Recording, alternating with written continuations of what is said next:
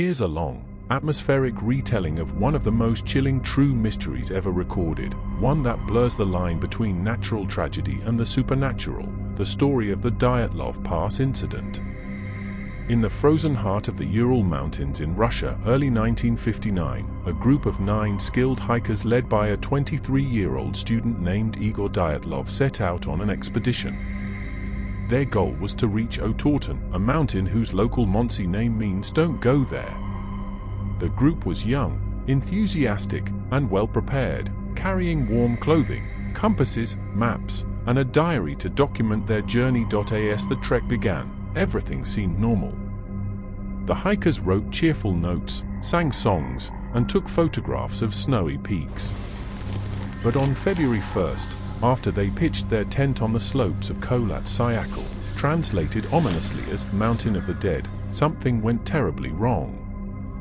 Weeks passed, and when they failed to return on schedule, a search team was dispatched. On February 26th, rescuers found their tent, half buried in snow, but what they saw baffled everyone. The tent had been sliced open from the inside, as if the group had frantically tried to escape. Their boots, coats, and supplies were still inside, untouched. The hikers had fled into a blizzard barefoot and barely dressed, in temperatures near -30°C. Following the tent's discovery, rescuers began finding bodies scattered in strange positions along the mountainside. 2 were found near the edge of the forest, barefoot by a small campfire. 3 more lay between the forest and the tent, as if they'd tried to crawl back. The remaining 4 were discovered months later, buried under several feet of snow in a ravine, and their condition shocked investigators. 2 of the victims had severe chest fractures.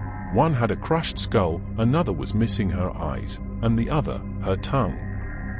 Strangely, the injuries didn't resemble those from an avalanche. They looked more like the aftermath of immense pressure, as if from a car crash.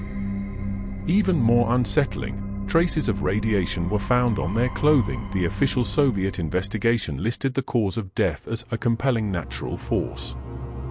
Rumors spread like fire. Some believed it was a secret military test gone wrong, perhaps exposure to radiation from parachute flares or bombs. Others whispered about aliens, glowing orbs, or the Yeti. Locals spoke of a curse surrounding the mountain, recounting strange lights that had been seen in the sky weeks before. However, not all signs pointed to the supernatural. Modern theories suggest the group may have been victims of a rare natural event, a slab avalanche, or a phenomenon known as infrasound, the low-frequency wind vibrations that can trigger panic and disorientation. If infrasound struck, the noise alone might have made the hikers feel as though the mountain were collapsing, causing them to slice open the tent and flee into the storm in confusion. Yet even today, more than 6 decades later, questions remain unanswered. Why did experienced hikers make so many irrational choices in such conditions? Why were their injuries so inconsistent with known avalanche behavior? And why, despite decades of advanced investigation, do parts of the evidence remain sealed by Russian authorities? When visitors hike past the area now known as Dyatlov Pass, they often describe an eerie silence.